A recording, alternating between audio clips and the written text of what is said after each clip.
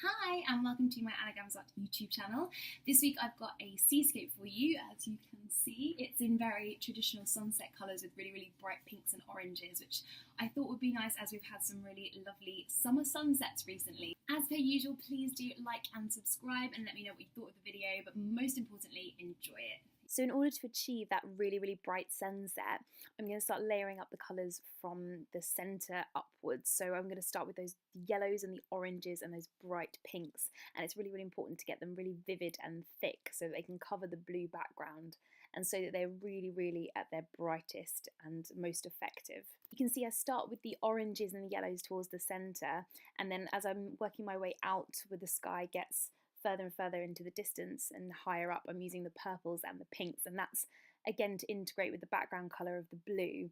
And as I get further towards the centre, I'm using that really bright white, and you can see that I've thickened that up towards the middle too, just to really add drama and really highlight that that's where the light source is coming from. So I've added a little bit more texture there and a sort of a glimpse of where the sun might be setting, and as I said, added texture there. As I'm building up the mountains and the horizon line and the sort of the forms of the rocks and things like that, the landscape, I'm just sort of using my palette knife because it's really easy to get that texture with the palette knife, and then sort of just smudging around with my hands. You can see I've used very cool tones for the rocks, and that is to really emphasize how warm the sunset colors are, and they're going to really contrast with the sort of cooler tones I've used for the rocks. But I have made sure to use the same ultramarine blue in the sky and in those rocks, as I always say, to make sure that there's a continuity with the tones and a continuity with that sort of harmony of the colours that I am using. You don't want to use too many colours or too few colours, it's all about balance. This next stage is really just me building up the reflection, and I've started off with, as you can see, the centre, which is the bright white, and then I've dragged the colour down so it gets to the purple, which is also reflected in the clouds. Also using the same ultramarine colour, I really try and stick to a similar palette the whole way through, just as I said, to create that harmony. And I've then dragged it out so there's blue at the bottom, and it's going to be a bit darker towards that area just because it's getting further and further away from the setting sun, so it's obviously going to be darker, there's going to be less light hitting that area. So now just working slightly below the horizon line, and I use these lines a lot because they're really good for directing the eye into the centre of the piece, and they almost act like sort of arrows but pointing your eye towards the focal point of the picture, as well as being used to create interest in the piece and also just to give us a context to the sunset, so it looks like there are things happening around. There's foliage at the bottom, there's maybe, you know, some rocks and some bits of grass and things like that. It can be a little bit more abstract as well at this point, because the real detail is going to come later, and I'll show you how I do that on the horizon line where the boats and the things are going to be. But this bit can be a bit more abstract, and that's where the drippy bits comes in, which you'll see me do in just a second. You might have noticed that when I am creating just below the horizon line those forms, I'm using slightly warmer tones the closer I am to the sunset, so it looks as if that light is really bouncing off the grass below and the water below.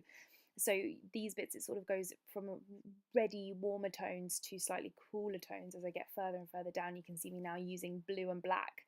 Those are the more cooler tones that are reflecting in the rocks, but it will get slightly cooler as it gets further and further away from the sun, so it looks like it's just getting slightly cooler towards the edges of the painting. I was saying earlier that you can be a bit more abstract with these areas of the edge of the painting, and that's kind of what I'm doing here. I'm sort of smudging, I'm mixing all those colours together, and I'm using the drippy bit technique, as you can see there, and just having a little bit of fun with it, and it's a bit more abstract, this area, but it is still in keeping with the theme of the painting, because you don't want to, there's no point in combining two completely different genres of piece, but it is slightly a little bit more abstract. It's going to be a little bit less detailed, but it is going to combine all those colours, and because it's in the foreground as well, it adds that interest and makes sure that the eye is exploring the picture as a whole. So it's not just looking at the intense sunset in the middle, it's sort of working its way around, and then those added areas of interest in the foreground are really going to add interest to the piece and give it some life as well.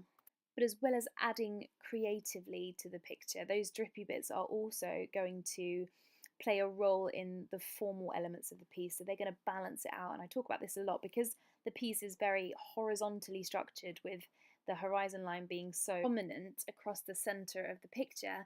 Those vertical accents are going to be really important in creating harmony and balance throughout the piece. And actually quite a lot of painting is about the sort of subconscious structuring and geometry of a picture, with things you may not even think that you're doing, you are, because you are wanting to create balance, as I said. So there are sort of elements to painting in this way that, you know, might not even be obvious to everyone, but it's not just creative. I'm also kind of working out angles in my head as well, and as I said, using geometry to balance things out.